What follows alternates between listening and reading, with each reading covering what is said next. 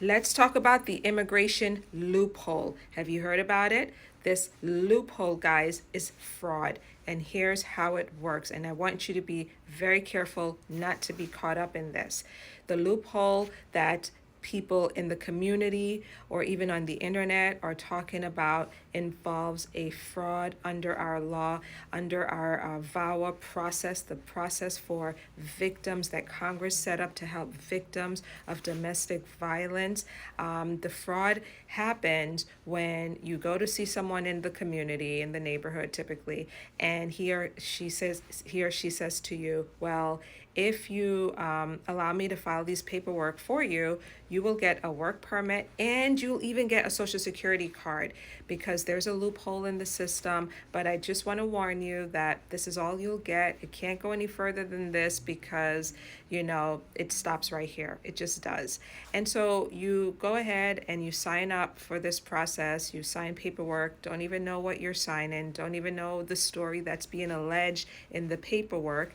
And then, sure enough, a few months later, you get your social security card and you get your employment authorization card, your work permit, and you think, oh, this works. Wow, this is a real thing.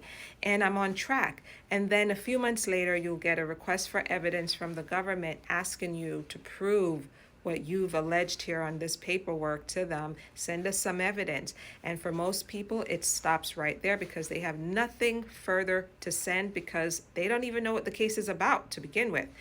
But for others, maybe that man in the neighborhood or woman in the neighborhood sent in a response for you. Maybe they have a prepackaged response that they send in for everyone, and it's the same thing, it's the same paperwork.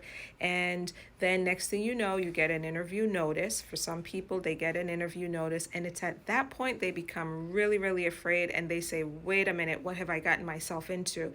What is this thing really? And then they go to that person's office to ask, what did you do? What did you file for me? What is this about? And then you learn, oh, whoa, you actually allege that my 4-year-old abused me, or you allege that a US citizen spouse abused me. I'm not even married, right? And then you begin to feel that sense, that dread, that sense of fear, because all of this is in the system now. It's on your immigration record. And so, guys, be very careful. This is a fraud under our system. It's the do not file or sign any paperwork that you have absolutely no idea what it's about. Read it first. Read every single page that is being submitted for you so that you could ensure that you're not caught up in this fraud, which they call a loophole, because it is really fraud. And so for some people, they're able to overcome in the end through a different process. They'll need a waiver. For some people, they're eligible for the waiver and it works out really nicely for them. And we've helped some people in that situation. But for others, the government places them in removal proceedings. There's a way to dismiss the case and get out of court. And we've helped some people in that with that situation as well. But for others, they're stuck, okay? Be very careful because it is on your record. Every single piece of paperwork you file with immigration stays on the record. Nothing is expunged. The government doesn't forget about anything. It's there, it's sitting there. So be careful. Do not fall for this loophole. Even some immigration lawyers are doing this. Guys, be very careful. Be vigilant. As I always say, read every single thing that someone does for you and do not be caught up in immigration fraud. Spread this with others. For more tips from us at McBean Law, subscribe to our firm's newsletter. Subscribe by going to my bio and hitting that link in the bio. See you guys soon.